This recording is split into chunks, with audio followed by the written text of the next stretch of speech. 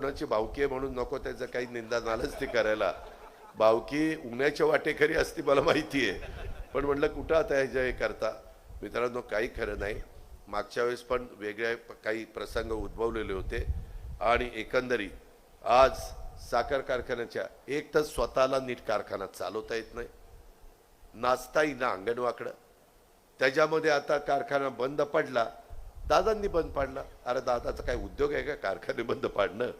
उलट माझ्यासारख्यांनी अनेक कारखाने, राहुल कुल्ला विचारा, त्यांचाही कारखाना अडचणीत होता. आम्ही सगळेजण बसलो आणि त्याच्यातनं एक एक त्यांनी उद्योगपती परराज्यातनं आणला, मिराणी का काहीतरी त्याचं नाव आहे.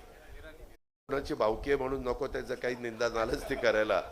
भावकी उन्हाच्या वाटेकरी असती मला माहिती आहे, पण म्हटलं कुठं आता ह्याच्या हे करता. मित्रांनो, काही खरं नाही. मागच्या वेळेस पण वेगळे काही प्रसंग उद्भवलेले होते आणि